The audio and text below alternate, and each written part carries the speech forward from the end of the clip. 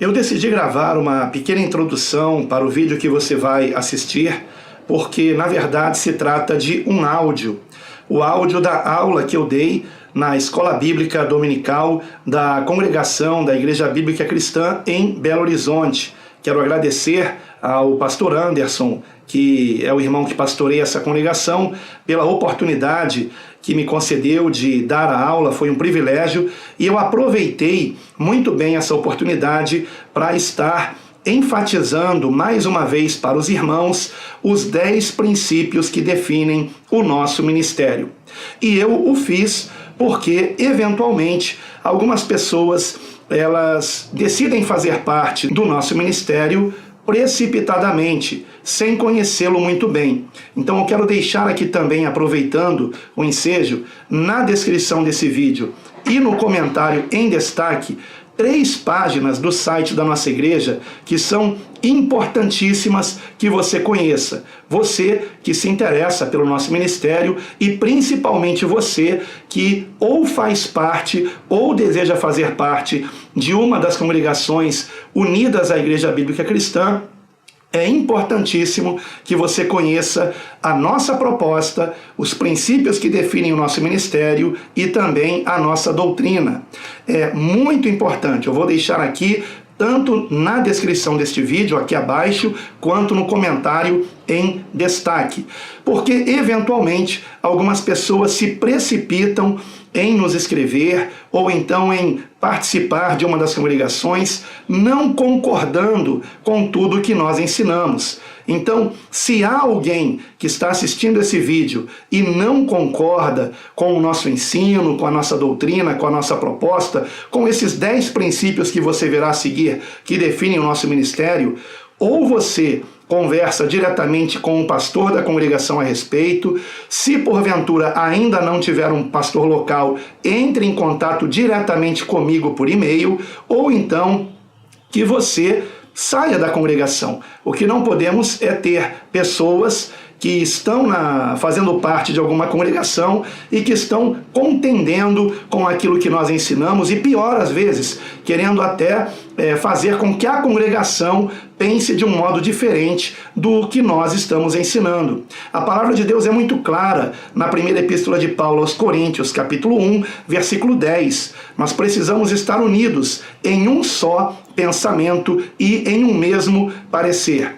E eu fico, às vezes, assustado em perceber como há pessoas que se precipitam em nos escrever ou em visitar uma congregação e depois questionam aquilo que nós estamos ensinando. Ora, nós não estamos escondendo nada. Todo o nosso ensino, toda a doutrina está nas nossas pregações no YouTube, nas aulas de escola bíblica também no YouTube e no site da nossa igreja, igrejabiblicacristã.org. Nós seguimos o modelo bíblico de igreja e por isso formamos congregações e para cada congregação nós temos um irmão responsável no pastoreio desta congregação. Porém, por mais incrível que pareça, há até pessoas que entram em contato conosco e depois estão ali participando das reuniões nas congregações e não concordam com o pastorado. Acham que não se deve ter pastor e chegam ao ponto de dizer: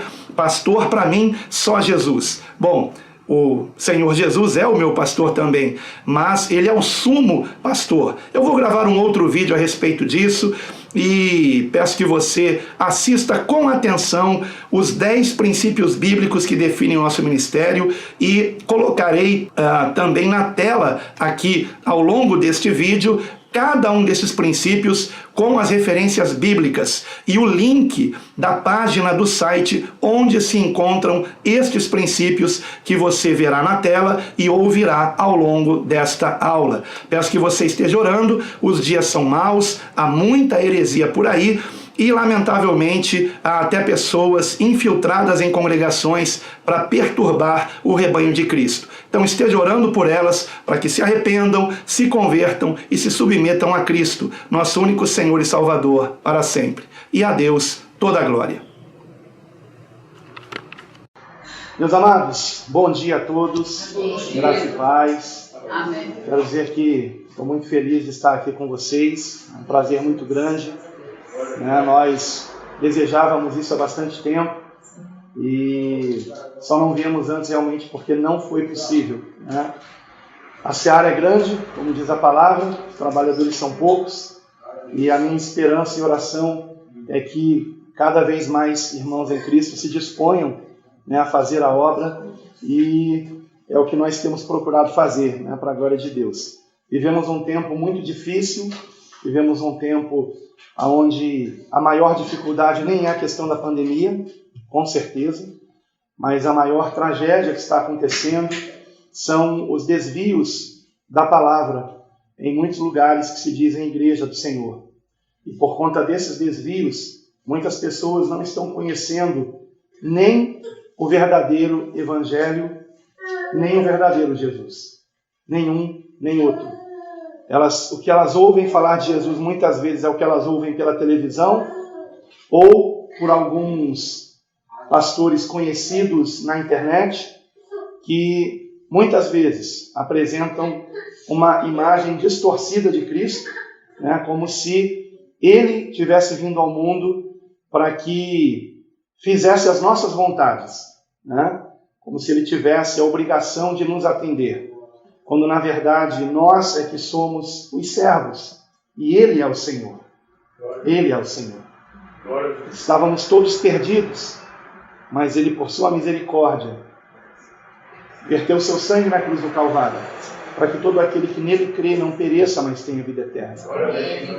E uma vez conhecendo esse Jesus maravilhoso, o que mais podemos querer?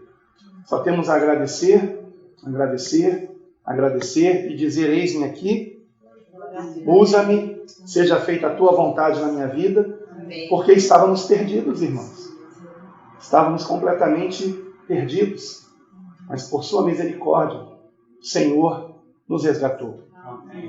E hoje nós estamos vendo uma situação muito grave nas igrejas. Não estou aqui para falar mal dos meus irmãos que congregam em outras denominações, mas muitos deles, a situação é tão grave que muitos deles nem sabem que estão sendo enganados.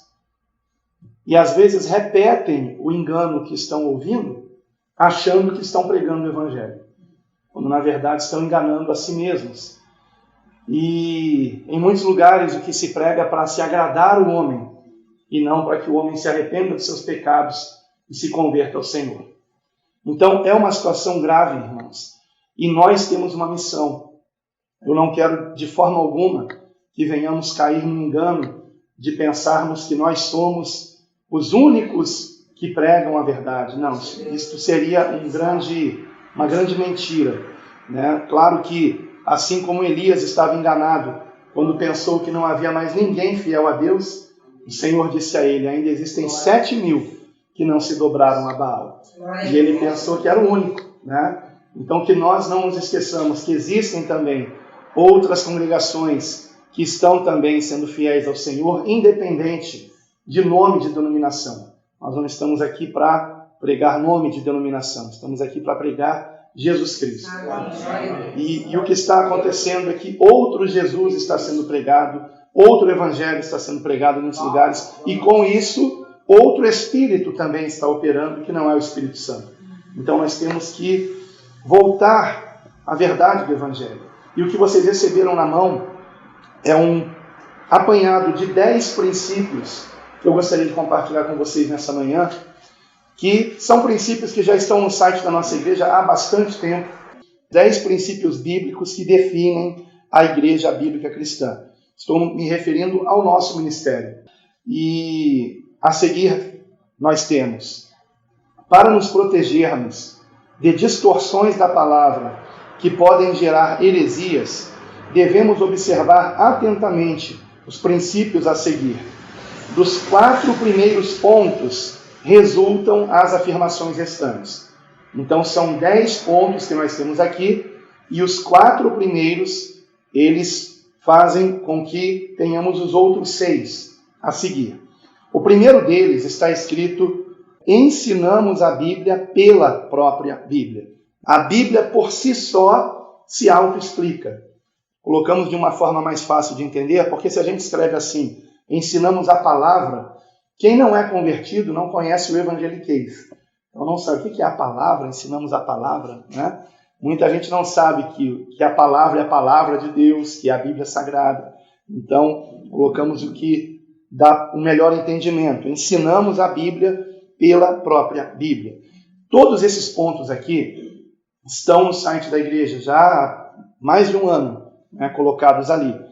Foram reformulados agora recentemente. Há poucos dias atrás chegou-se a uma configuração final, que é essa que vocês têm aqui, acrescidos de mais versículos bíblicos para cada ponto, e já está lá no site nesse novo formato, embora os pontos todos permaneçam exatamente os mesmos. São exatamente os mesmos. Então, primeiro, ensinamos a Bíblia pela própria Bíblia. A Escritura, com a Escritura se interpreta, não sendo a mesma de particular interpretação de homens. Então vamos dar uma pausa aqui. Com isso, nós queremos dizer que, como foi há poucos dias atrás, não sei se foi domingo passado ou retrasado, que o pastor trouxe um estudo sobre a questão do calvinismo e arminianismo. Nós não nos autorrotulamos, como muitos fazem. Ah, eu sou calvinista. Ah, eu sou arminiano. Né? Ou eu sou sei lá o quê. Né? Nós não nos autorrotulamos. Nós simplesmente somos aprendizes do Senhor, discípulos de Cristo. Procuramos aprender com a palavra. Eu não vejo os apóstolos pregando nem calvinismo, nem arminianismo. E nós temos que imitar os apóstolos como eles eram imitadores de Cristo. Então eu não vou usar o tempo da pregação para pregar um sistema teológico elaborado por um homem, seja ele quem for. Então, e ontem, por exemplo, foi o aniversário de 503 anos da Reforma Protestante. Né? Essa data, ela foi exatamente a data em que Martinho Lutero, em 1517, ele afixou as 95 teses, né, na porta da igreja onde ele era monge, ele era um monge católico, e ele afixou aquelas 95 teses contestando principalmente a cobrança de indulgências pela Igreja Católica. Então ele estava contestando coisas que a Igreja Católica fazia que eram contrárias ao que a palavra ensina. Agora eu pergunto a vocês, quantas teses será que nós teríamos que escrever contra os desvios da Igreja Evangélica atual? Então nós estamos vivendo um tempo em que a Igreja precisa de uma nova reforma. Ela precisa voltar à palavra, voltar a Cristo. Porém, exatamente, a Jesus. Porém, muitas pessoas, né, que percebem isso, acabam caindo em caminhos que não levam a Cristo, mas levam a homens. Então, por exemplo, existe um movimento na internet chamado Voltemos ao Evangelho. Eles têm o site, né, e tem vários textos, vídeos, e vários pastores fazem parte desse movimento. Voltemos ao Evangelho. E quando eu conheci esse movimento, eu me animei, falei, que bênção! Tem outras pessoas querendo voltar ao Evangelho. Mas quando eu fui examinar o conteúdo, na realidade não era Voltemos ao Evangelho, era Voltemos a Calvino. Né? Era outra coisa, entende? Eles pregando o calvinismo e dizendo que o calvinismo é o Evangelho. Olha o absurdo que chegam. Né? Inclusive, no meu canal no Telegram, coloquei ontem a dica de um vídeo de um pastor que já está na glória, Dave Hunt, e esse pastor ele denunciava justamente isso, né? O fato dos calvinistas estarem querendo dizer que calvinismo e evangelho é a mesma coisa, e que calvinismo e reforma é a mesma coisa. Não é. Nem todos os reformadores eram adeptos das ideias de Calvino. Né? Então, isto não é verdade. Não podemos confundir reforma com calvinismo, porque isto não é verdade. Embora os calvinistas, à força, eles tentem colocar para si mesmos a alcunha de os reformados. Então, eles dizem que eles são reformados e que os outros não são. Né? E isso não é verdade. Então, sendo assim, continuando aqui no parágrafo, procuramos compreender um texto bíblico examinando primeiramente o seu contexto e, se necessário, recorrendo também a outros textos bíblicos que possam ajudar na sua elucidação, sem desconsiderar os aspectos históricos e culturais da época em que foram escritos. Nós não podemos pegar um texto isoladamente do seu contexto, como muitos fazem, lamentavelmente. Certa vez eu ouvi um pregador nos trazer uma mensagem com base no versículo que diz: tudo posso naquele que me fortalece. Leu apenas esse versículo, mandou fechar a Bíblia, glória a Deus, é isso mesmo. Mandou fechar a Bíblia e depois pregou que nós podíamos ter uma casa própria, que nós podíamos ter um carro zero e tudo mais que quiséssemos, porque tudo posso naquele que me fortalece. Ele tirou o texto do contexto. No contexto, o que Paulo está ensinando é tudo posso suportar, não é tudo posso conquistar. No contexto, Paulo está dizendo: eu sei ter fome e sei ter abundância. Em todas as coisas estou experimentado. Né? Tudo posso naquele que me fortalece. Então o contexto é esse. Mas existem pregadores que tiram um versículo do contexto a pretexto de um ensinamento fora da palavra. Temos que tomar muito cuidado com isso.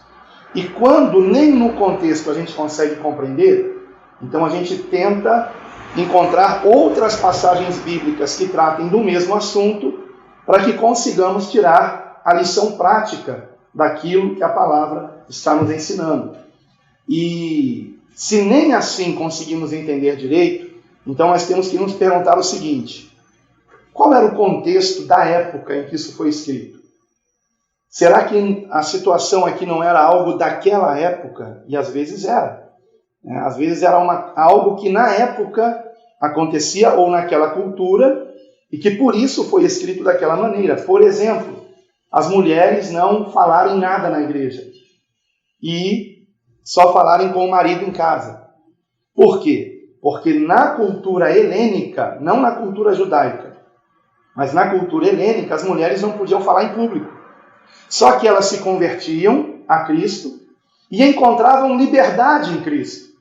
E elas viam que as mulheres judaicas falavam, nas reuniões elas queriam falar também. Ora, não esqueçam que Jesus incumbiu uma mulher de anunciar que ele havia ressuscitado. Então você veja que as mulheres judaicas podiam falar perante os homens, perante a igreja.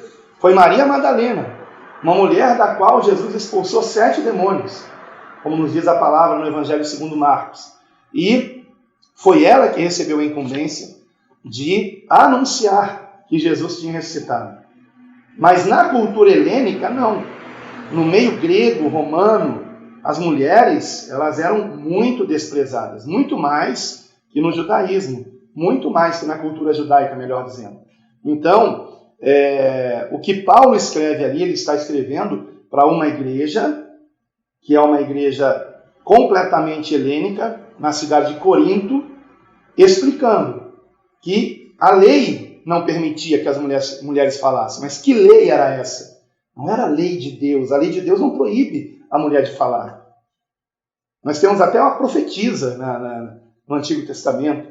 Né? Então, a lei de Deus não proíbe a mulher de falar. Mas a lei dos homens naquela época, naquela localidade, proibia. A questão, por exemplo, que a mulher não pode cortar o cabelo. Por quê? Porque as mulheres que cortavam o cabelo naquela época eram as prostitutas.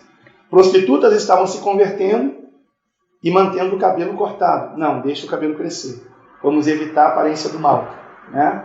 E assim por diante. Então, em alguns aspectos, é muito importante conhecermos o contexto também cultural, não apenas o contexto da palavra. Né? O que não significa que a palavra tenha que ser atualizada, como disse um certo pastor há poucos dias atrás. Né? E não podemos confundir uma coisa com a outra. As orientações de santificação, de amor ao próximo, permanecem imutáveis. Deus não muda. Jesus Cristo é o mesmo ontem, hoje e eternamente. Amém? Então, os versículos, não vai dar tempo, claro, da gente ver aqui agora, né? Mas depois vocês podem conferir com calma. Paz, irmã, seja bem-vindo. Segundo ponto, interpretamos os ensinos do Antigo Testamento segundo a graça revelada no Novo Testamento. Esse é o segundo ponto. Interpretamos os escritos do Antigo Testamento segundo a graça revelada no Novo Testamento. Esse é um ponto muito importante, porque muitas pessoas são bíblicas, mas não são cristãs.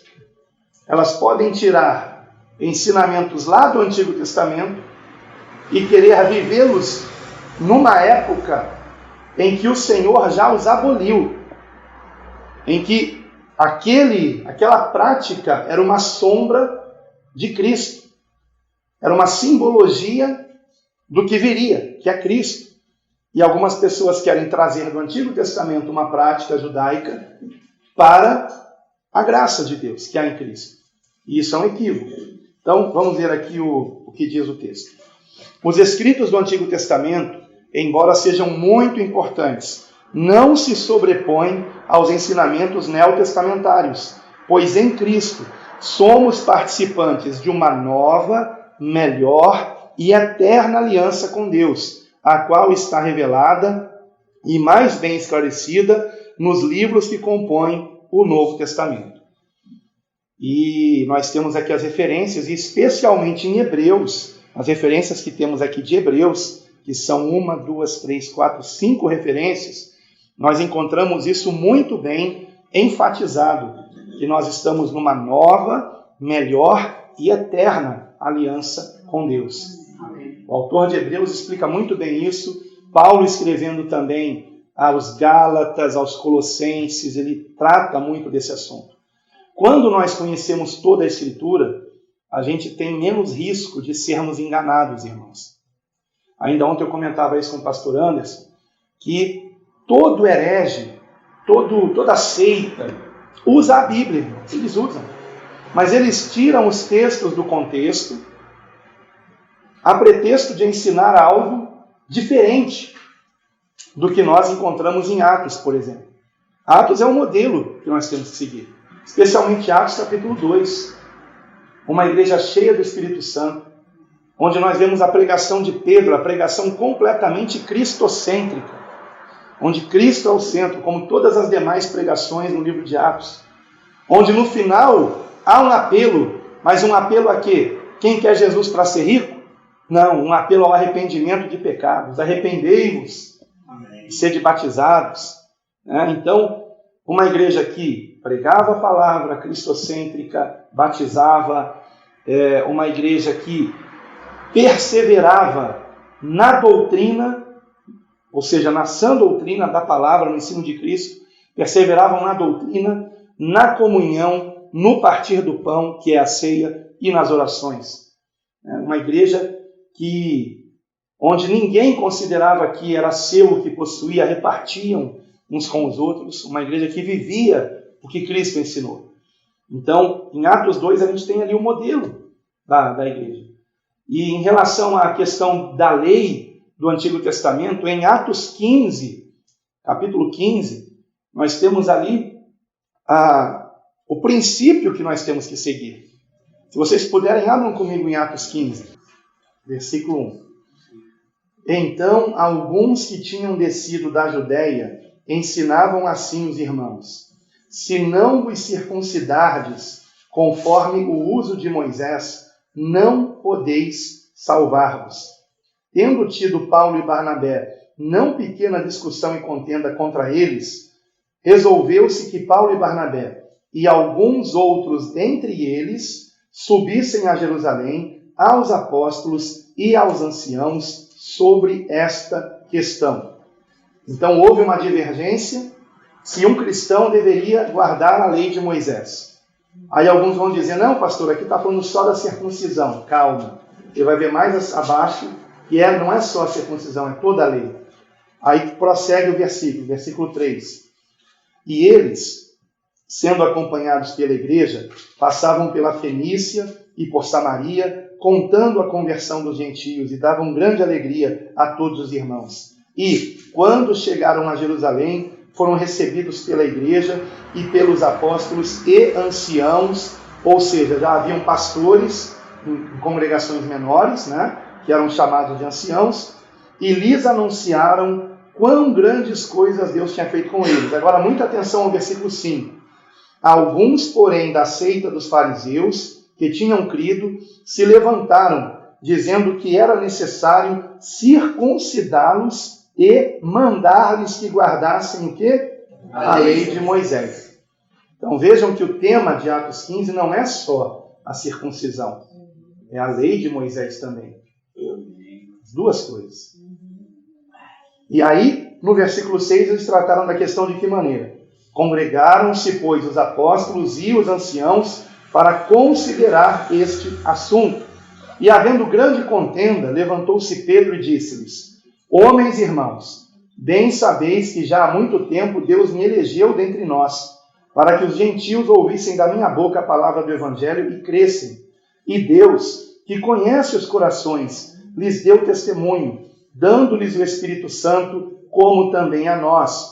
Aqui Pedro se refere ao acontecido em Atos 10, com a conversão de Cornélio, seus familiares que foram cheios do Espírito Santo.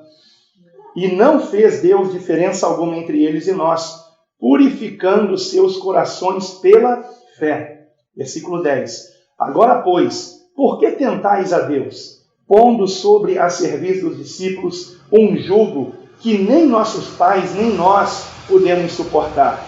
Mas cremos que seremos salvos pela graça do Senhor Jesus Cristo, como eles também. Então, vejam a sinceridade de Pedro. Pedro é bem sincero aqui, né? Ele diz que nem ele, nem os pais dele tinham conseguido seguir aqueles preceitos da lei. E que pela fé, pela graça do Senhor, nós somos salvos, né? Então, Deus é maravilhoso. Aleluia. Então, amados, nós interpretamos os ensinos do Antigo segundo a graça revelada no Novo Testamento. É muito importante tomarmos esse cuidado. Seguindo aqui, terceiro ponto. Não separamos Jesus Cristo dos seus ensinamentos. Amados, esse ponto aqui é importantíssimo. Especialmente nesses últimos dias, onde, por exemplo, a gente ouviu, né, não sei quantos ouviram, aquele pastor dizer que a Bíblia tinha que ser atualizada, né?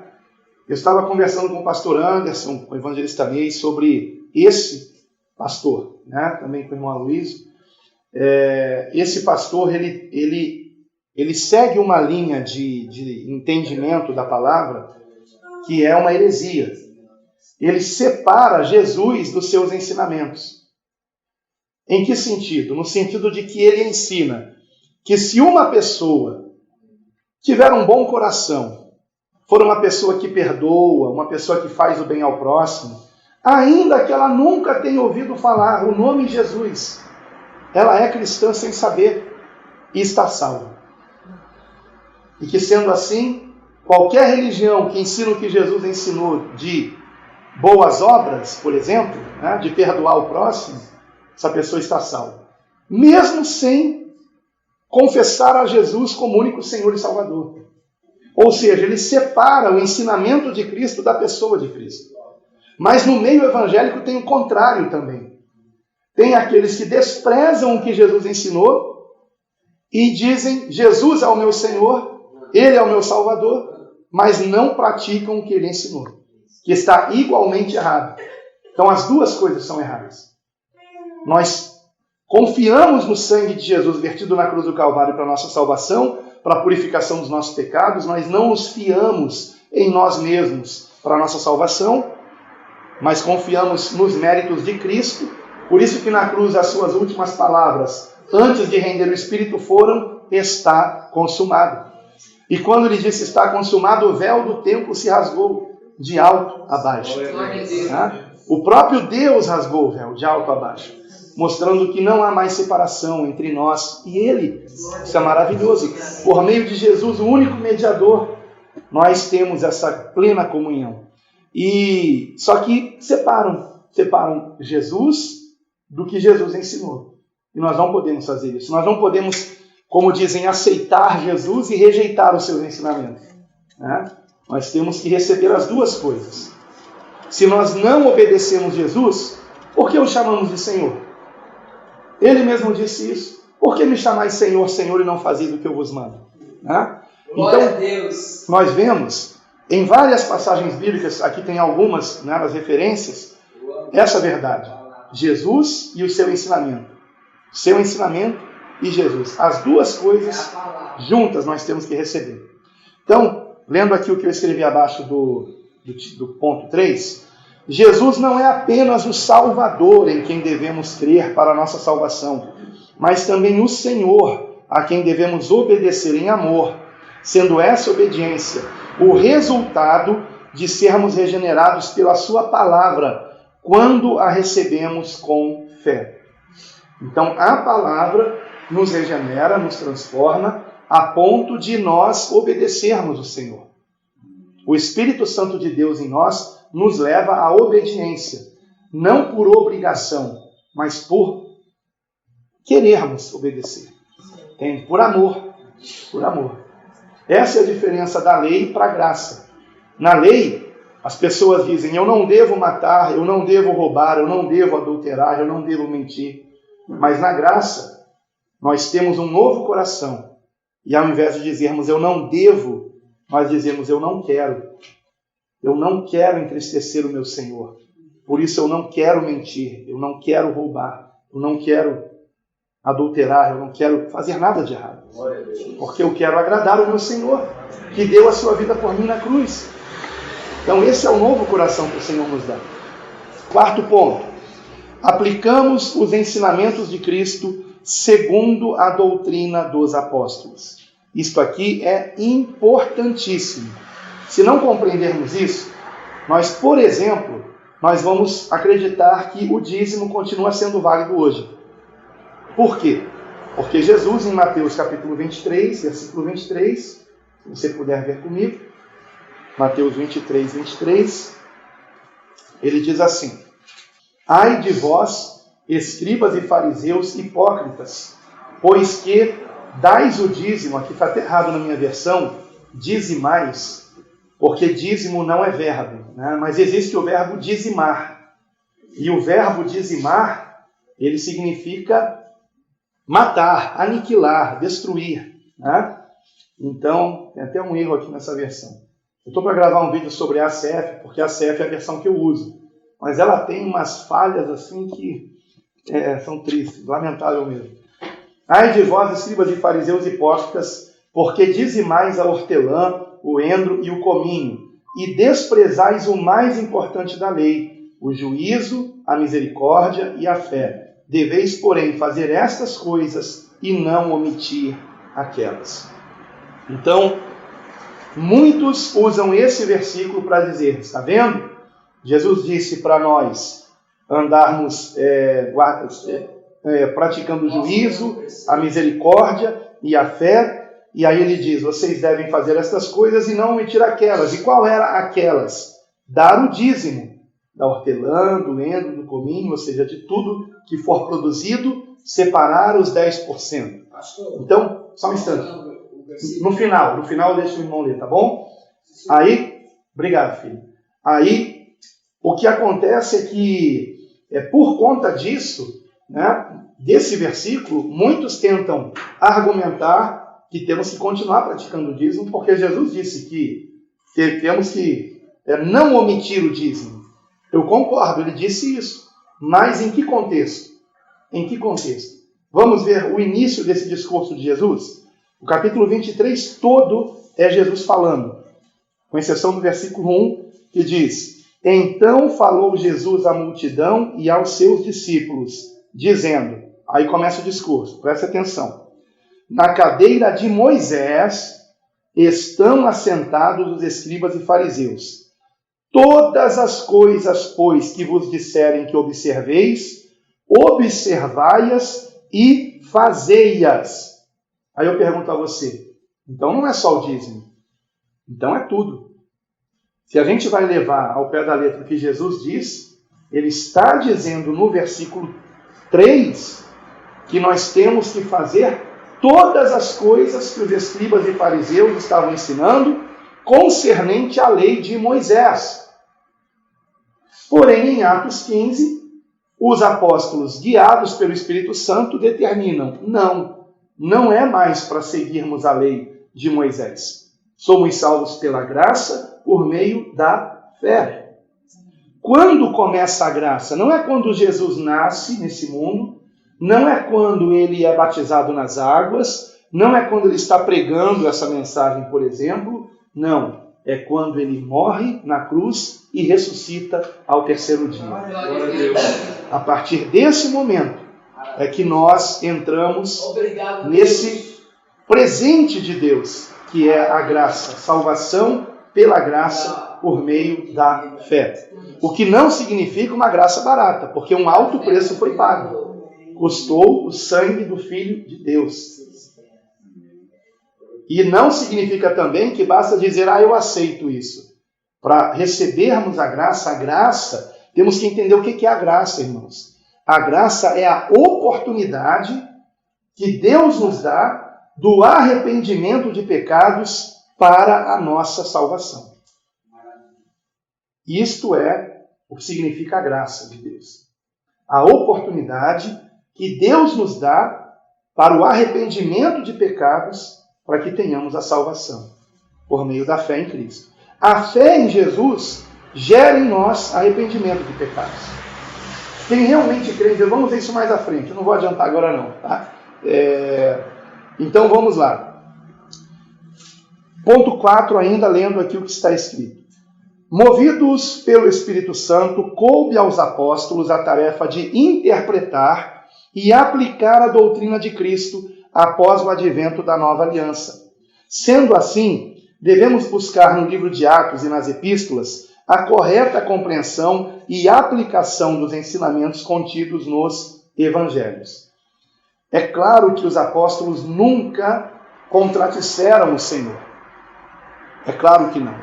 Agora, na questão da lei de Moisés, que era direcionada aos judeus, nesse ponto sim. Porque Jesus não morreu só pelos judeus. Ele morreu por todos. Ele morreu por todo aquele que nele crê. Então, nós precisamos nos lembrar disso. Quando nós lemos o livro de Atos, nós não encontramos o ensino da cobrança de dízimos. E eu vou dar um exemplo bem claro para vocês aqui. Atos capítulo 5. Veja comigo, por favor. Posso ler, pastor? Atos capítulo 5. Posso ler? Você quer ler Atos capítulo 5? Sim. Tá, lê então para mim, por favor, até o versículo 3. Tá bom? Mas um certo varão chamado Ananias, com Safira, sua mulher, vendeu uma propriedade. Tudo bem, pode prosseguir, filho. E reteve parte do preço, sabendo também sua mulher, levando uma parte, e depositou aos pés dos apóstolos. E disse: então Pedro, Ananias, porque encheu Satanás do teu coração, para que mentisses ao Espírito Santo, e retivesses parte do preço da verdade. Isso. Muito obrigado. Obrigado, Davi. Deus abençoe. Então, irmãos, como nós vemos aqui, Pedro teve a oportunidade de ensinar a Ananias e Safira o dízimo. Se fosse uma prática na igreja apostólica o dízimo, Pedro teria dito o seguinte para Ananias no versículo 3. Ananias, por que encheu Satanás o teu coração para que mentisses ao Espírito Santo e retivesses parte do preço da verdade? Guardando-a não ficava para ti, e vendida não terias que dar apenas o dízimo? Não foi isso que ele disse. Ele disse, e vendida não estava em teu poder? Ou seja, o ensinamento dos apóstolos era, dê o que você sentir no coração. Porque Deus ama quem dá com alegria. E o fato é que uma pessoa verdadeiramente convertida, ela vai querer dar mais até do que 10%. Glória a Deus. Por amor, não por interesse de alguma coisa em troca. ou de aparecer, como era o caso de Ananias e Safira. Eles queriam aparecer, porque Barnabé tinha vendido uma propriedade, está lá no último versículo do capítulo anterior, e ele trouxe todo o dinheiro da propriedade para a obra de Deus. E é interessante que quando o texto diz, o depositou aos pés dos apóstolos, sabe o que significa essa frase, aos pés? Significa que não ficava com eles. Por isso que o texto não diz, e deu nas mãos dos apóstolos, deu nos pés dos apóstolos. Ou seja, os apóstolos iam passar adiante esse valor. Compreendem, amados? Eles não se enriqueciam com isso. Eles poderiam ter ficado ricos com essa herdade aqui, que Barnabé vendeu, mas ao invés disso, eles não ficavam com o dinheiro para eles. Eles ficavam com o que era necessário para terem onde morar, para terem o que comer, o que vestir.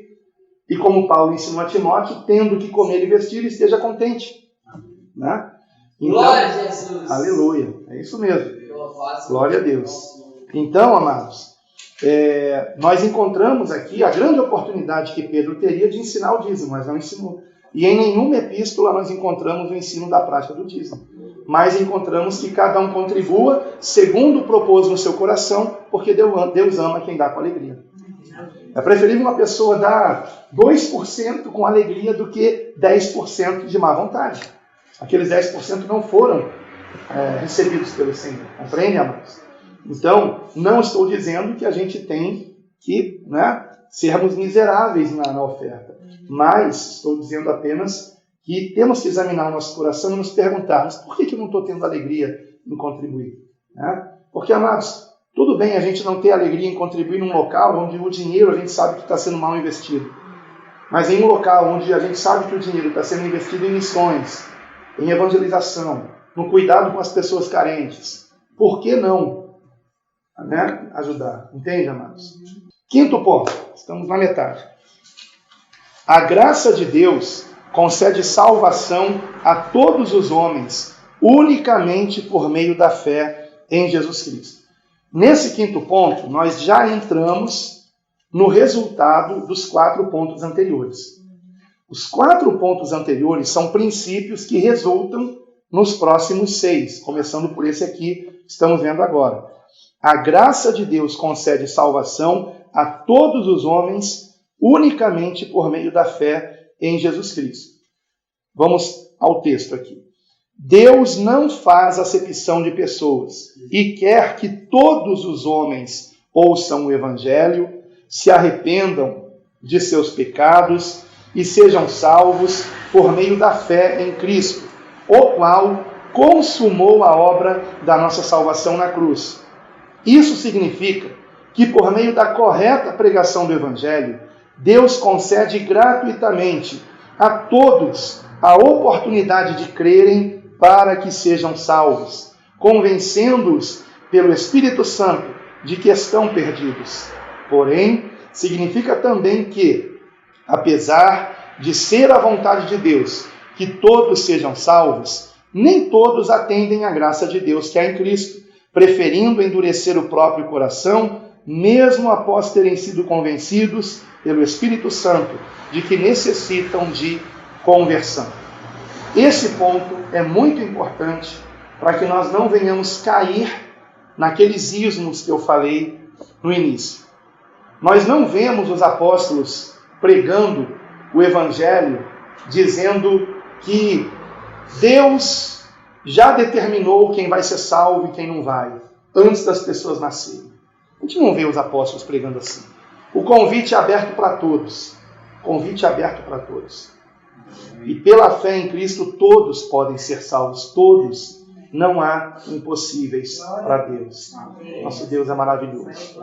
Glória a Deus. Claro, meu irmão. Fica à vontade. É a igreja batista ou a igreja presbiteriana? Jesus. Que o homem uma vez salvo é salvo para sempre? Uhum. A batista? A batista de linha tradicional e a presbiteriana, porque ambas são calvinistas. A pessoa foi escolhida, o presbiteriano, né? E a batista também. E alguns não foram predestinados. Isso. Eles acham que há pessoas que já nasceram destinadas à perdição. Isso é terrível. Isso é um ensinamento terrível por pelo menos 2 motivos. Mas existem outros, mas pelo menos esses 2. O mais grave dos motivos é que distorce o caráter de Deus. Por isso que naquele vídeo que a gente viu ontem, né, de comédia lá sobre Calvino dizendo como tornar Deus o diabo. Né? Porque você torna Deus até pior que o diabo. Porque Deus, podendo salvar a todos, escolheu salvar apenas alguns. Então que amor é esse? Aliás, o título Que Amor é Esse? Que amor é esse? Que Amor é Esse é o título do livro de Dave Hunt contra o calvinismo, né? Mostrando os erros do calvinismo, que são graves. E o segundo problema é que ele faz com que a igreja não evangelize o quanto deveria. Né? Por quê? Porque desmotiva. Mas para que eu vou evangelizar, se Deus já escolheu? Para que eu vou, né? Esse desgaste de sair na rua, de abordar as pessoas, passar vergonha até às vezes, né? Correr risco de qualquer tipo de agressão, né? Glória a Deus. Então, nós temos que tomar cuidado com isso. E em terceiro lugar, o calvinismo, ele também torna as pessoas soberbas. Eu sou eleito. Né?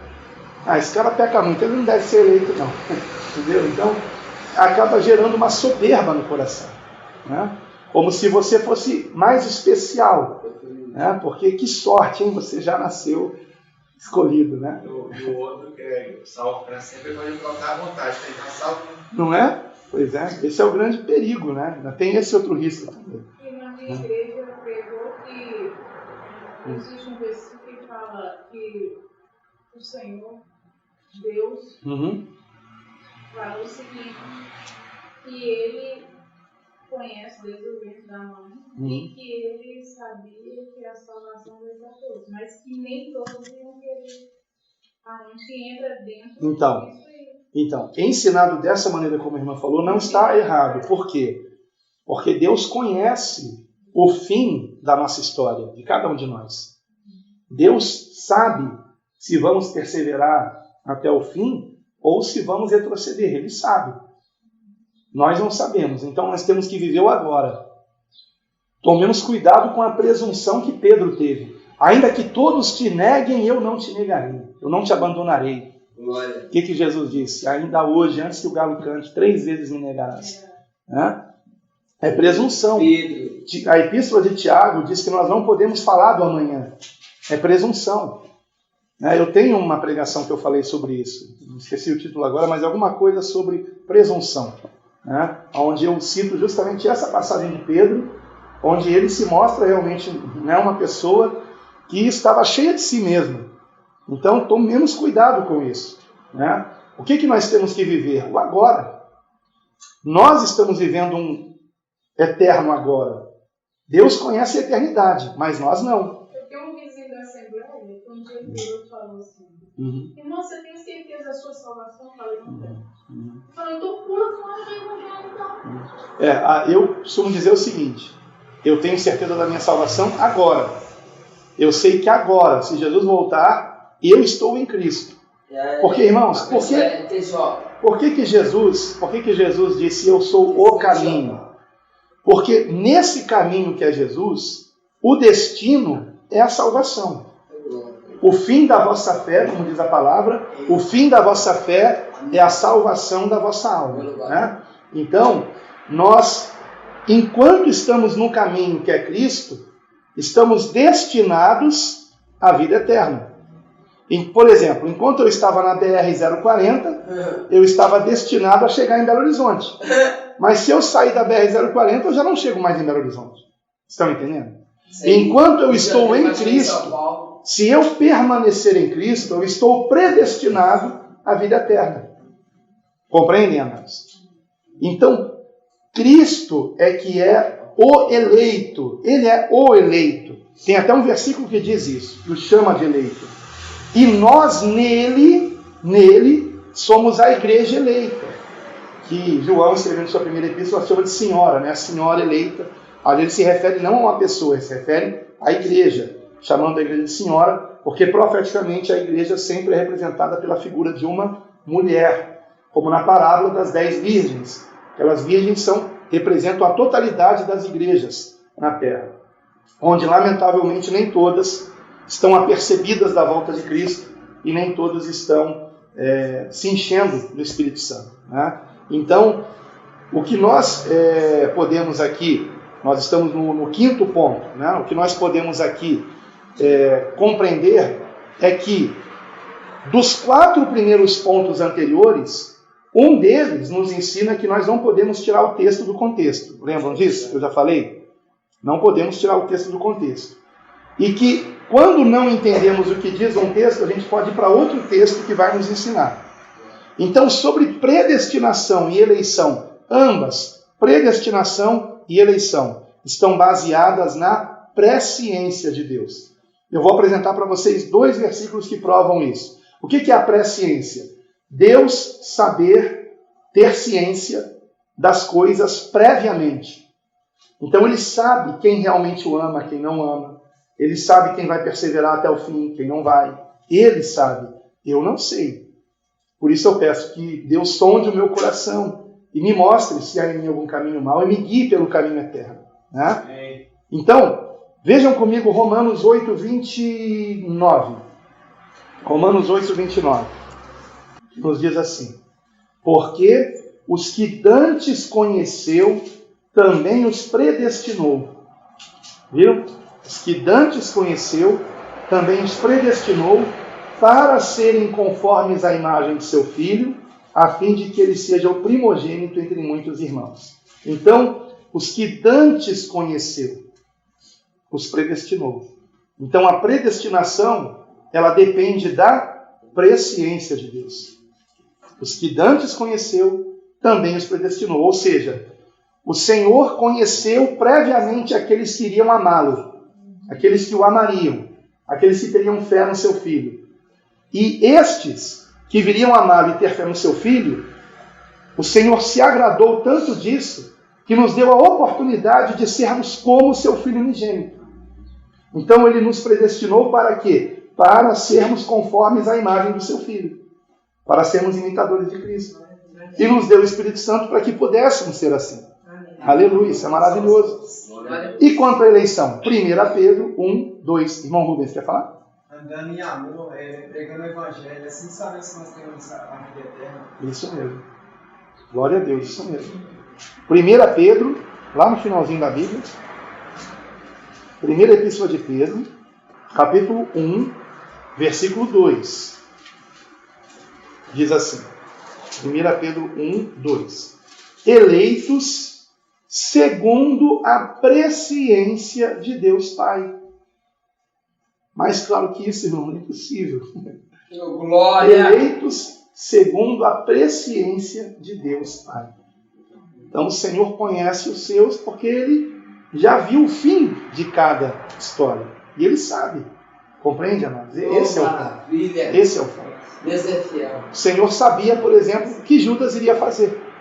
Ele sabia. Né? O que não significa que Deus quisesse que ele fosse um perdido. Né? Tanto é que Jesus dá a ele um pedaço de pão molhado que era dado como sinal de honra. Eu vejo nisso uma última tentativa de Judas se arrepender do que iria fazer.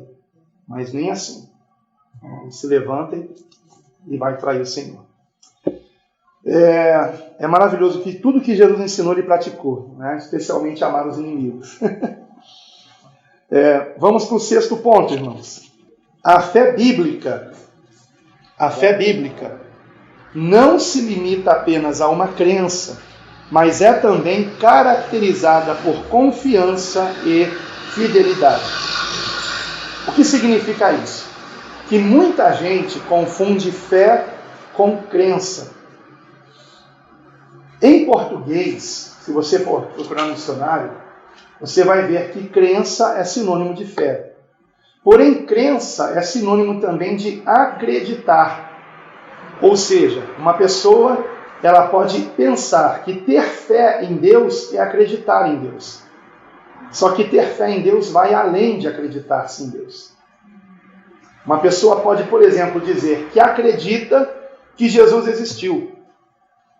E muitos ateus acreditam que Jesus existiu. Muitos ateus acreditam. Mas, necessariamente, alguém que acredita que Jesus existiu não significa que ela tem fé em Jesus. Então, esse é o ponto. Acreditar que Jesus existiu só será fé em Cristo se vier acompanhada essa crença de confiança plena em Jesus para a nossa salvação e comprometimento com o que ele nos ensinou. Por isso que ele disse, por que me chamam Senhor, Senhor, e não fazem o que eu mando? Se nós não fazemos o que ele manda, é porque não temos fé nele, irmãos. Agora, se realmente eu creio que Jesus é quem ele disse ser, o pão da vida, a água viva, o caminho, a verdade, a vida, se eu creio que Jesus Cristo é aquele que vai determinar a minha salvação, porque ele disse, aquele que me negar, eu o negarei diante do meu Pai. Aquele que me confessar, eu o confessarei diante do meu Pai. Então, amados, só Deus poderia dizer algo assim. Só Deus poderia dizer, aquele que amar o pai ou a mãe mais do que a mim, não é digno de mim. Aquele que amar o filho ou a filha mais do que a mim, não é digno de mim. Pense em qualquer ser humano dizendo essa frase. Pense em qualquer ser humano dizendo essa frase. Pense no que tem mais poder no mundo hoje. Por exemplo, Donald Trump. É o mais poderoso, né? Donald Trump, a nível humano. Pense em Donald Trump dizendo, aquele que amar mais o filho ou a filha mais do que a mim não é digno de mim. O que você diria? Que esse homem é o homem mais soberbo que já passou pela história, que já existiu, não é? Só que Jesus disse isso. Então, ou nós cremos que ele é realmente o Filho de Deus, ou então ele foi um homem soberbo, presunçoso, cheio de si, né? Que tinha problemas mentais. Então, em relação a Cristo, não há meio termo. Ou nós cremos ou não cremos e pronto. E se nós cremos, então nós temos que crer em tudo, irmãos. Eu não posso selecionar, eu creio nisso, eu não creio naquilo. O que ele ensinou e pronto. E vamos seguir. E ele sabe o que nos ensina que é para o nosso bem. Então, se ele me ensinou a não pagar o mal com o mal, eu não vou pagar o mal com o mal. E o que eu aprendo nisso é que, se eu pagar o mal com o mal, quem ganha com isso é o maligno. Os demônios são que aplaudem isso aí. Porque o que eles querem é isso, que o mal cada vez se propague mais. Mas se eu pago o mal com o bem, eu anulei a estratégia de Satanás. Eu frustrei o plano maligno. Porque o mal que os outros me fazem não pode me fazer mal, a menos que me torne uma pessoa má. Estão entendendo? Seja qualquer mal que a pessoa me faça, só me fará mal se me tornar uma pessoa má. Por isso que Paulo alerta, tome cuidado com qualquer raiz de amargura. Não pode ter amargura no coração, ressentimento, mágoa. A gente tem que se purificar disso. Porque esse é o objetivo de Satanás. Nos tornar pessoas más. Mas Cristo nos transforma à sua semelhança. Amém. Pelo poder da sua palavra e do Espírito Santo. Glória a Deus. Então vamos ver o que está escrito aqui. Nem todos que dizem acreditar em Jesus têm realmente fé em Cristo, pois a fé bíblica possui as características da plena confiança no Senhor para a nossa salvação e do comprometimento com a prática do que ele nos ensinou, a começar pelo arrependimento de pecados. Como Jesus começou suas pregações? O tempo está cumprido. O reino de Deus está próximo. Arrependei-vos e crede no Evangelho. O arrependimento está presente nas pregações de Jesus, até antes dele, João Batista, que veio preparar o caminho, na pregação de Pedro, em Atos 2, arrependei-vos, na pregação de Paulo, por exemplo, em Atenas, né, onde ele diz, Deus não levou em conta o tempo da ignorância, mas agora ordena a todos os homens em todo lugar que se arrependam. Então vejam que a pregação não muda, é essa, arrependimento. E quem diz que crê em Jesus e não se arrepende, né? Então aí vai o sétimo ponto, agora é o sétimo, que é exatamente esse. O arrependimento de pecados é a primeira evidência da fé genuína. A primeira evidência. Por que que Jesus enfatizava o arrependimento e os apóstolos também? Porque se a pessoa se arrepender, esta é a evidência de que ela está tendo fé.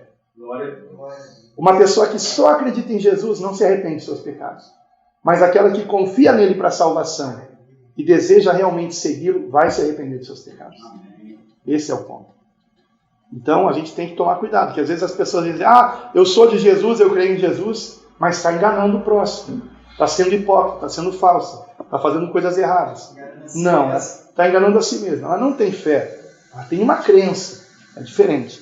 Agora lembrem-se, a fé também é uma crença. Eu tenho que primeiro acreditar que Jesus existiu, não é? Então, ela começa com a crença, mas ela só é realmente fé quando acompanhada de confiança e comprometimento.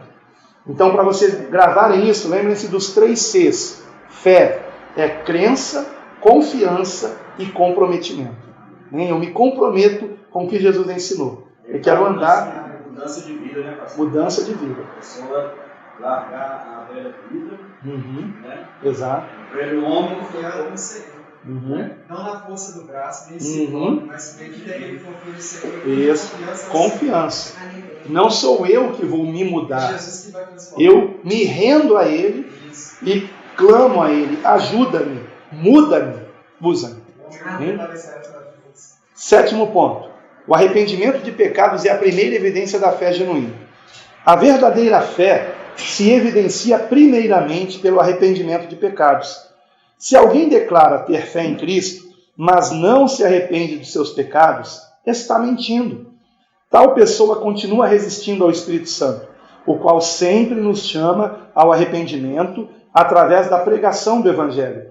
Somos salvos pela graça de Deus por meio da fé, sendo essa graça a oportunidade que Deus concede para que todo homem se arrependa, e sendo essa fé primeiramente atestada pelo arrependimento de pecados. Sendo assim, enquanto não houver arrependimento, não haverá salvação.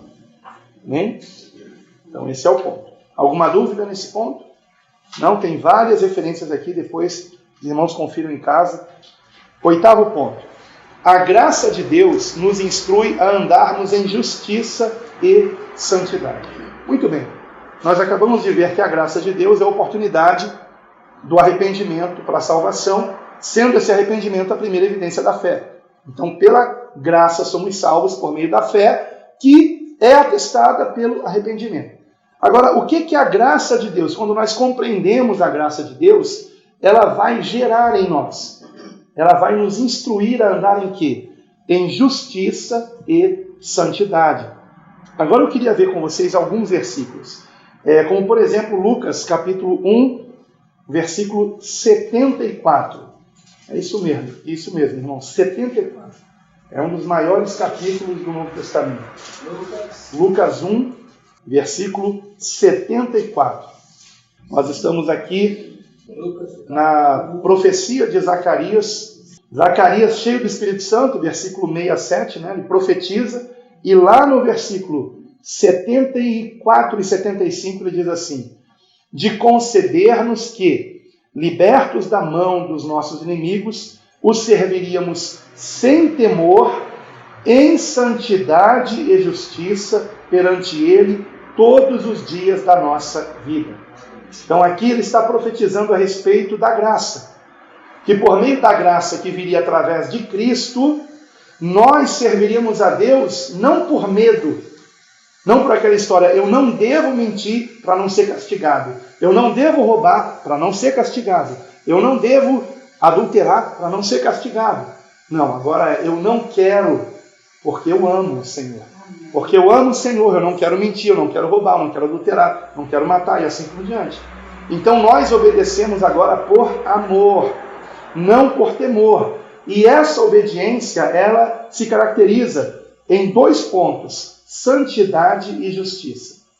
Justiça, irmãos, muitos, como eu no início da minha conversão, quando eu li isso aqui, eu pensava justamente na imagem de um juiz batendo martelo, né? Justiça. Mas não, justiça aqui na Bíblia significa a prática de fazer o que é correto. justiça, sermos justos, sermos corretos, fazermos o bem ao nosso semelhante. Essa é a prática da justiça. Então nós encontramos na palavra várias passagens que nos mostram isto colocado lado a lado. A justiça e a santidade. A santidade e a justiça. Por exemplo, tende paz com todos, isso é justiça. E santificação, sem a qual ninguém verá o Senhor, isso é santidade. Né? Tiago 1,27. Tiago 1,27, o que diz ali? A religião pura e imaculada para com Deus é esta: visitar os órfãos e as viúvas nas suas tribulações e guardar-se incontaminado deste mundo. Guardar-se incontaminado deste mundo, santidade. Visitar os órfãos e as viúvas nas suas tribulações, justiça. Amor ao próximo. Né? Isto nós encontramos em vários textos que estão aqui mencionados. Nós encontramos a prática da justiça e da santidade lado a lado. Né? Vou ler o que está escrito aqui, que eu não li ainda, né? Ou li? Acho que não, né? Não. Vamos ler então. Ponto 8. Deus deseja que o seu grande amor por nós, comprovado em Cristo, venha nos constranger a imitarmos o exemplo que seu Filho unigênito nos deixou, ou seja, a andarmos na prática da justiça, amando o nosso próximo como Jesus nos amou, e a vivermos em santidade, nos abstendo de todo o pecado por amarmos o Senhor. Glória! Glória a Deus. Glória a Deus. Todos entenderam? Amém? É um resultado da graça, porque assim, É a palavra. quando eu compreendo o amor de Cristo, esse amor me constrange. Estão compreendendo? Então, santidade e justiça é um resultado da graça de Deus em mim. É um resultado. Quanto mais eu cresço no amor de Deus, na compreensão do quanto Deus me ama, mais eu vou amar o Senhor, me santificando, e mais eu vou amar o meu próximo como Ele me amou. Porque Jesus morreu por todos. Então, eu não vou desprezar alguém por quem Cristo morreu. Esse é o ponto, entende? Irmão Rubens. Quando o Senhor também deixou aquele mandamento, amar uns aos outros como eu vos amei. Uhum. Quando a graça a gente compreende essa mensagem, ela nos transforma. Nos transforma. E ele, quando ele tem nos amado, quando a gente erramos, ele continua nos perdoando. Glória a Deus. É verdade. As pessoas também. Uhum. Nós temos esse referencial, que é Cristo. Glória a Deus. Glória a Deus. 9. O livro de Atos é o manual para toda a igreja que almeja ser bíblica e cristã. Por quê, irmãos? Porque o livro de Atos, o nome já diz, Atos dos Apóstolos. Como foi o início da igreja? Irmãos, os apóstolos foram instruídos diretamente por Cristo. Então como é que nós vamos desprezar esse livro? Como se fosse apenas uma curiosidade histórica. Não. É evidente que o livro de Atos é o modelo da igreja, irmãos. Uma vez numa rádio havia um debate, debate da melodia. E lá tinha uma psicóloga. E essa psicóloga, sabe o que ela disse? Que o livro de Atos era o jardim de infância da igreja. E que agora que a igreja está na sua pós-graduação. Olha só, hein? Ou seja, os apóstolos tinham que aprender com os falsos apóstolos de hoje. Né? Interessante que quando aquele coxo pediu a Pedro e João alguma coisa, Pedro e João disse: não tenho prata nem ouro, mas isto te dou. Em nome de Jesus Cristo, levanta e anda. Só que os apóstolos de hoje é o contrário. Dizem assim: eu tenho prata, eu tenho ouro e não vou te dar nada não. Hein? Me dá mais. Só a graça. Então, irmãos, como diz o texto aqui, não é por mera curiosidade histórica que o livro de Atos dos Apóstolos faz parte das Escrituras Sagradas, pois há nele orientações fundamentais sobre como a Igreja do Senhor deve ser conduzida segundo a graça de Deus em Cristo. Hein? E aí, todas essas referências aqui trazem pontos que a Igreja precisa considerar. Hein? Atos 1, de 1 a 3, vai nos mostrar que o Espírito Santo estava operando através dos apóstolos, que Jesus iria continuar o seu ministério através dos apóstolos. O primeiro escrito de Lucas foi o Evangelho. Evangelho segundo Lucas. E quando Lucas começa a escrever o livro de Atos, ele diz que escreveu o primeiro compêndio a respeito do que Jesus começou a fazer e a ensinar.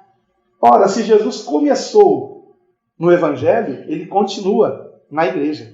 Amém? Por isso que o livro de Atos é um livro que não tem fim. Vocês já repararam? Ele não tem conclusão. Ele para abruptamente, porque ele continua sendo escrito no céu. E cada um de nós é participante desse livro. Louvado seja o Senhor. Já pensou a gente no céu lendo os outros capítulos de Atos? Chegando até na nossa história. Louvado seja Deus. Que maravilha, irmãos. É emocionante, né? E finalmente, 10º ponto. A Deus toda glória. Maravilha. Irmãos, quando eu escrevi esse ponto aqui, eu tive o desejo de que ele fosse o primeiro. Né? Primeiro ponto. Mas eu não coloquei como primeiro ponto apenas por uma razão. Porque os 4 primeiros pontos que nós vimos, né, que são princípios, deles resultam os demais. E se eu colocasse a Deus toda a glória como 5º ponto, ele fica, sabe, como que perde a sua importância. Mas vocês sabem, a gente deixa a sobremesa para o final. Né? Então esse 10º ponto aqui é o mais importante, é claro. Né? Então, o que ele diz? Segundo os escritos do Novo Testamento, podemos concluir que apóstolos, profetas, evangelistas, pastores, que são chamados de presbíteros e anciãos, mestres, bispos e diáconos, nunca foram termos mencionados como títulos, pois jamais precedem o nome de qualquer discípulo de Cristo nos livros neotestamentários. Ou seja, você nunca vai encontrar o nome apóstolo antes do nome de um apóstolo. Apóstolo Pedro, apóstolo Paulo, apóstolo João, nunca. Nem o próprio Paulo chama a si mesmo como apóstolo Paulo. Ele diz Paulo, chamado para ser apóstolo. Por quê? Porque apóstolo era uma função. O termo apóstolo, quando traduzido para o português, ele significa comissionado. Ou seja, Paulo foi comissionado, ele foi enviado para uma missão por Cristo. Assim como os 12 e outros mais. Né? Lembram daqueles 70, né? Que foram também chamados de apóstolos? Né? Por quê? Porque foram comissionados a irem de 2 em 2 pregando o Evangelho. Então, até mesmo quando a escolha de Matias para ocupar o lugar de Judas dentre os 12, eles escolheram alguém que evidentemente era um daqueles 70 que tinham sido enviados e que tinha estado com Jesus desde o início, porque era um apóstolo também, né? Embora não fosse um dos 12. Então, amados, isso é muito importante entendermos por quê. Porque, embora não seja errado vocês me chamarem, por exemplo, de pastor Alan, eu preciso compreender que pastorado não é um privilégio. Pastorado não é como se diz no trabalho, uma promoção. Eu fui promovido a pastor. Não. O pastorado é uma missão, é uma função ministerial. É um trabalho que eu tenho que exercer. Ele não me torna melhor do que vocês. Abaixo de Deus, nós somos todos irmãos. Somos todos iguais. Nenhum de nós pode salvar a si mesmo. Todos nós precisamos de Cristo para a nossa salvação. Então nós temos que entender que a quem muito é dado, muito se lhe requererá. E hoje há pessoas que buscam título, não buscam serviço. O pastorado é um serviço. E é o serviço, um dos mais desgastantes que há na obra de Deus. Porque cuidar de pessoas, irmãos, não é fácil não. Pastorado não é só pregar a palavra e ensinar a palavra. O pastorado também é você conhecer os irmãos e ajudá-los a permanecerem no caminho. Ajudá-los quando estão com dúvidas, com temores, com problemas de desavença. Quantas vezes minha esposa e eu tivemos que reconciliar casais? Quantas vezes tivemos que ajudar famílias que estavam tendo problemas de desavença? E quantas vezes eu tive que chamar 2 irmãos para um gabinete comigo, porque um não estava falando com o outro. E a gente tem que pôr no gabinete e ouvir o que um tem a dizer, ouvir o que o outro tem a dizer, e o gabinete só termina quando os dois estão pedindo perdão um para o outro e se abraçando. Né? Então o pastor tem que fazer isso. Alguém na congregação tem que fazer isso, e esse alguém é o pastor. Que tem que manter as ovelhas sempre no caminho que devem andar. E ele mesmo permanecendo nesse caminho. Então, irmãos, temos que orar pelo pastor. Temos que orar pelos pastores. Hein? Temos que orar por nossos pastores. E prosseguindo. O fato é que esses termos revelam diferentes atribuições, segundo os dons que o Senhor mesmo distribui para estabelecer a ordem e a edificação em Cristo de cada congregação. Ainda que não seja errado alguém ser chamado pelo título que define o seu ministério, devemos lembrar que somos todos igualmente irmãos em Cristo, sendo membros do seu corpo, que é a igreja, e que, portanto, todos devemos servir uns aos outros no serviço ao Senhor. Portanto, não permitimos apresentações nos cultos ao Senhor e nem damos oportunidade para a exaltação de homens, mas procuramos dar sempre a Deus toda glória. Sempre a Deus toda glória. Irmãos, ainda que em alguma congregação, até mesmo aqui, né, tenha tido em algum momento alguém cantando sozinho e os demais irmãos sentados ouvindo, e a pessoa dizendo, é para Jesus. Irmãos, eu quero cantar um louvor para Jesus. Irmãos, vamos entender uma coisa. Se nós estamos aqui reunidos, né, todos juntos, e alguém quer cantar um louvor, então traga a letra do louvor para todo mundo cantar junto, para todo mundo adorar o Senhor juntos, como corpo de Cristo que somos. Porque quando não é assim, quando todos estão sentados ouvindo alguém cantar, os que estão sentados, nesse momento, eles estão deixando de participar daquele momento de adoração e se tornam espectadores. E há o risco de quem está cantando, no momento que as pessoas aplaudirem, pensar que ele está sendo aplaudido e não o Senhor. Entendem, irmãos? Por isso que Charles Spurgeon, há mais de um século atrás, ele alertou a igreja. No final do século XIX, ele alertou a igreja, ele que era da igreja batista, ele alertou a igreja batista. Porque a igreja batista estava começando a ter coral na igreja, de apresentação. E ele então escreve um texto, que tem até no meu blog, Entretendo bodes ou alimentando ovelhas, onde ele diz que as apresentações iriam atrair pessoas que não estariam interessadas no Evangelho. Estariam interessadas em distração, em entretenimento. Então, irmãos, daí o que aconteceu? Do coral foi para o dueto, para o quarteto, para o canto solo, e agora a pessoa vai para o culto, e o tempo que deveria ser destinado ao ensino, à pregação e à oração é destinado a apresentações, até de teatro, né? Não sou contra a apresentação de teatro, mas se for durante o culto eu sou contra, porque está tomando o tempo da palavra, da oração, do ensino para uma apresentação. Irmãos, a minha mãe ela foi recentemente numa igreja no Rio de Janeiro, né, que inclusive eu já preguei lá, e aí ela falou, você não vai acreditar como a igreja está luxuosa. Há um luxo a igreja. Nem reconheci.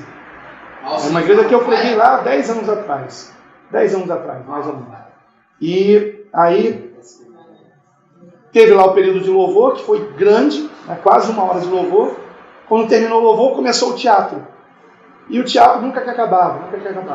Aí minha mãe cutucou e falou assim, escuta, que horas que o culto acaba aqui? Não, acaba daqui a pouco. Mas e a pregação? Não, hoje a pregação é assim, é o teatro. É o teatro substituindo a palavra. Né? E a gente tem que estar alerta com isso aí. Temos que tomar cuidado com isso aí. Entende, irmãos? A estratégia está no livro de Atos. Eu não vejo no livro de Atos os apóstolos fazendo teatro, né? Compreende? Eu não vejo no livro de Atos Pedro dizendo assim, Maria Madalena, você vai ser a líder do conjunto de mulheres. Né? Não tem isso, irmãos. Não tem. Oração tem. Você vai Evangelismo tem. Ensino da palavra tem. Pregação da palavra tem. Mas teatro não tem. Coreografia não tem.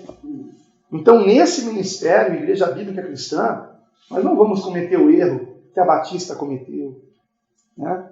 Que outras igrejas evangélicas cometeram. A Batista foi a primeira nisso. Entende? Então, vamos vigiar, irmãos. Amém. Agora, houve um profeta na Batista, Charles Spurgeon. Ele alertou, ele falou, isso vai dar no abismo. Um passo na direção do abismo, a pessoa já começa a descer a ladeira. Está escrito lá no texto dele, irmãos.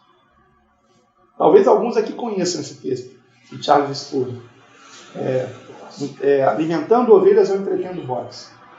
Então, irmãos, pastores, evangelistas, mestres, enfim, irmãos, não é errado que nós exerçamos essas funções. E também não é errado que tenhamos um título que nos define, né? Quantas pessoas nem me chamam pelo meu nome? Uma vez meu filho, Gabriel, né, tinha o quê? Uns 3 aninhos de idade, veio correndo, pai. Aí eu falei, oi meu filho, pai, qual é o seu nome? É pastor? Porque ele só via todo mundo me chamar de pastor. E ele nem sabia meu nome, e ele me chamava de pai. Né? Não era pai não, papai, até hoje eu me lembro, eu estava trabalhando no computador, papai, o que meu filho? Pai, qual é o seu nome? É pastor? Incrível, né? O Gabriel era fora de série. Uma vez eu pedi assim, meu filho, coça as minhas costas. Aí ele, aonde, pai? Aqui no quebra-mola? Criança é o máximo, né?